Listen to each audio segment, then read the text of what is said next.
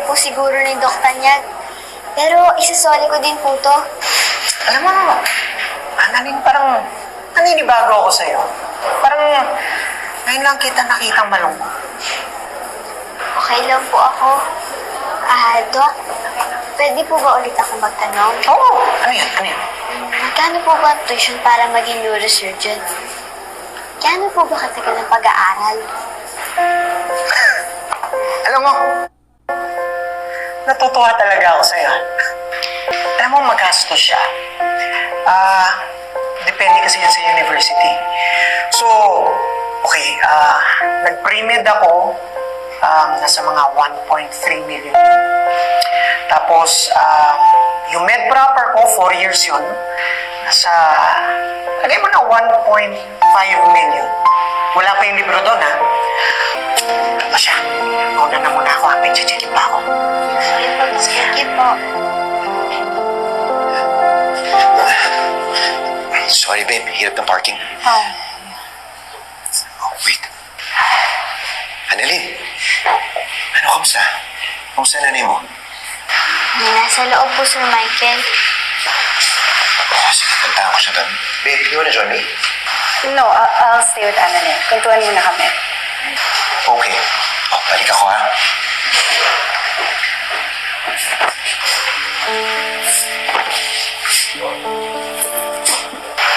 Narinig ko ang usapan niyo kanina. Gusto mo ba talaga maging neurosurgeon? Opo, pangarap ko po yun. Hindi ko tuloy alam kung sino sa inyo ng nanay mong naoperahan sa ulo. Parang mas malala ka, Annalyn. Delusional ka. Bakit naman po delusional? Come on, Annalyn. Ganun kataas yung pangarap mo? Opo, libre naman po mangarap, di ba? Annalyn, magastos ang med school. I don't mean to be harsh, pero kapag pinanganak kang mahirap, huwag ka na nang mangarap ng masyadong mataas. I'm sorry, I'm just being realistic. I mean, look at you. Tingin mo, kaya kong paaralin ng nanay mo. Kaya if I were you, para hindi ka na lang masyadong masaktan in the future, babaan mo na lang mga pangarap mo.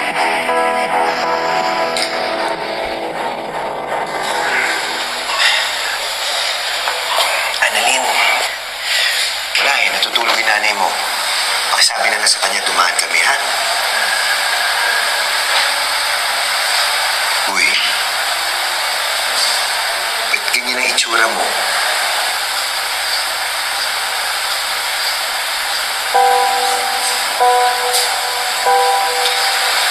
Michael, inoperahan yung nanay na siyempre mag-worry si Annalyn. Diba, Annalyn? Annalyn, may importante, naopera na siya. Gagaling na nanay mo, ha? Oh, ngiti na. Hindi ako sanay na nakasimangot ka. Sige ka, papangit ka niyan. Ngiti na. Ngiti na. Umuuna na kami, ha? Sige po, thank you po, Sir Michael. Ako lang?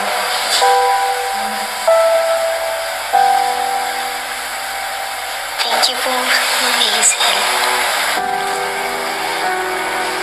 Let's go, babe. Alis na kami, ha? Hindi na. Hindi na. Let's go.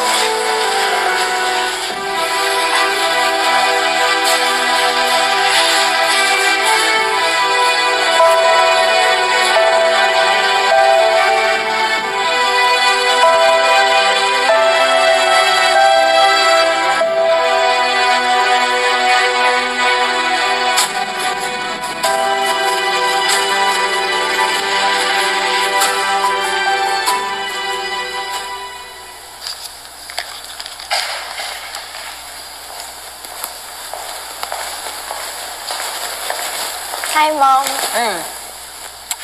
Akit lang po ako, Lasing ka daw umuwi kagabi? Hindi lang po ako sanay uminom. Hindi sanay. So gusto mong masanay? Kay bata mo pa, gusto mong maging alcoholic? Ma'am, kagabi ko lang naman po ginawa yun kasi birthday ko po.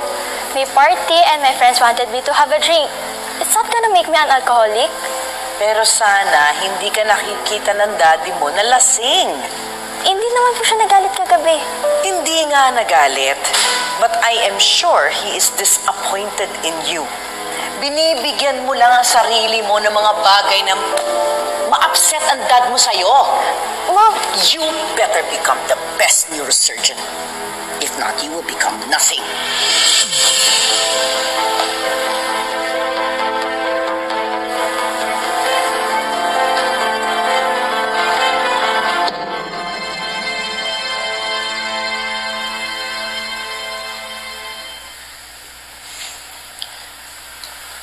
Anak. Ano yung tinitingnan mo? bakit po kayo nagising, Nay? May kailangan po ba kayo? Wala. Ano ba yung nasa palad mo? Ito po, Nay. 2.8 million po. Sabi daw po ni Doc Ray, ito raw po yung halaga para maging doktor ako. 2.8 million. 2.8 million? Napakalaki naman noon. Totoo po pala yung sinabi ni Ma'am Hazel, no? Na mahirap abutin ng pangarap ko maging doktor. Saan naman ako kuha ng ganito kalaking pera? Sandali. Sinabi ni Ma'am Hazel yun sa'yo. Opo. Anak, huwag mo munang isipin kung paano. Basta, isipin mo lang yung pangarap mo, ha?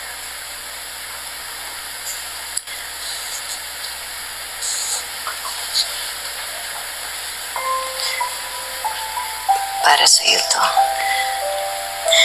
Pinagawa ko sa ninang Diyosa mo. Doktora Santos. Nay, ang ganda po. Salamat po. Ako nga po pala si Doktora Santos. May kailangan po ba kayo? May masakit po ba sa inyo? Dr. Santos, masakit po yung kilikili ko. Pwede po bang pakioperahan po ninyo? Sige. Uoperahan ko yan. Saan banda? Ito. Ay, sorry po, Nay. Ayan. Mabuti naman napatawa kita. Anak, basta, huwag mong iisipin yung sinabi sa'yo ni Ma'am Hazel, ha? Basta isipin mo lang yung pangarap mo na magiging doktor ka. Buong buhay ko, minamaliit ako. Nasanay na ako, kaya hindi ako nasasaktan. Pero mas masakit pala kapag ikaw ang minamaliit nila. Anak, ayoko mawala ka ng pag-asa. Ayokong tinatapakan ng mga tao yung puso mo. Alam ko mahirap sa ngayon. Pero huwag kang bibitaw. Mag-aaral ka ng mabuti. At isipin mo lang yung pangarap mo. Maniwala ka na ibibigay sa'yo ng Diyos yung pangarap mo na maging Doktora Santos.